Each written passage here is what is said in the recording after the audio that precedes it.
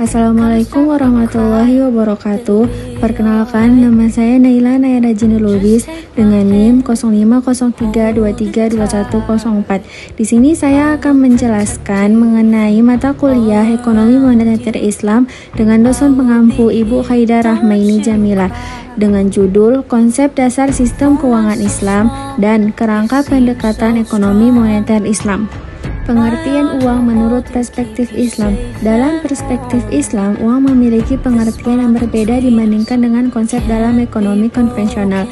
Secara etimologi, uang dalam Islam disering disebut al-naqdu atau nukut yang berarti suatu yang baik, terutama dalam bentuk dinar atau emas dan dirham atau perak.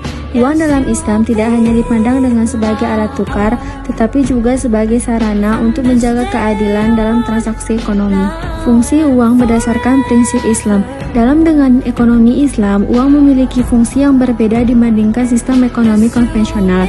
Fungsi utama uang dalam perspektif Islam adalah sebagai alat tukar atau medium of exchange dan satuan nilai atau unit of account. Fungsi ini bertujuan untuk mempermudah transaksi dan menjaga keadilan dalam pertukaran barang dan jasa. Berbeda dengan sistem konvensional yang juga menanggung uang sebagai penyimpanan nilai atau store of value dan standar pembayaran di masa depan atau standard of different payment.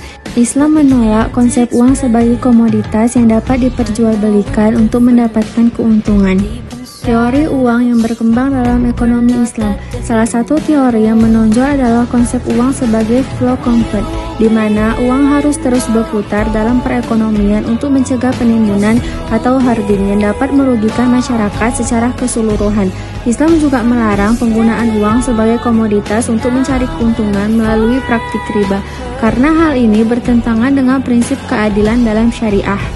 Kesimpulan dari sistem keuangan Islam ialah menawarkan pendekatan yang unik dan komprehensif dalam mengelola transaksi keuangan dengan dasar prinsip syariah yang menekankan keadilan, keberkahan, dan kesejahteraan umat. Sistem ini tidak hanya memberikan solusi terhadap kebutuhan ekonomi, tetapi juga memastikan bahwa setiap aktivitas keuangan selaras dengan nilai-nilai moral dan spiritual. Konsep-konsep seperti jual beli atau al-bai, syirkah, muadharabah, dan ariyah mencerminkan keunggulan sistem keuangan Islam dalam menciptakan transparansi, keadilan, dan tanggung jawab sosial.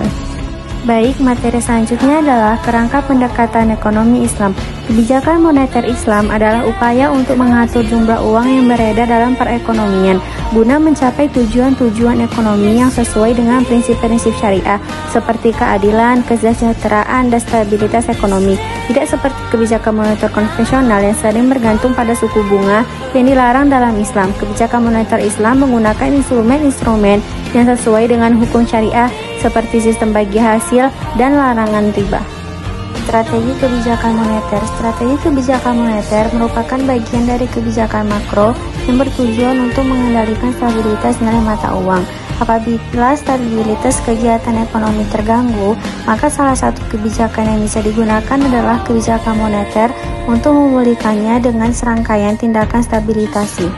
Selanjutnya, fungsi kebijakan moneter dalam Islam. Kebijakan moneter dalam Islam berfungsi sebagai alat untuk mengatur sistem keuangan yang sesuai dengan prinsip-prinsip syariah. Fungsi utamanya adalah untuk menjaga stabilitas ekonomi, mempromosikan pertumbuhan ekonomi yang seimbang, dan menciptakan lapangan kerja. Kebijakan ini juga bertujuan untuk memastikan distribusi kekayaan yang adil dan menghindari praktik riba dalam transaksi keuangan. Dan adapun tujuan kebijakan moneter dalam Islam: 1. Stabilitas harga, mengendalikan inflasi dan menjaga stabilitas harga. Pertumbuhan ekonomi, mendorong pertumbuhan ekonomi yang seimbang dan merata. Keadilan sosial, memastikan distribusi kekayaan yang adil dan mengurangi ketimpangan sosial. Stabilitas mata uang, menjaga stabilitas nilai mata uang baik secara internal maupun eksternal. Dan adapun pembahasan terakhir yaitu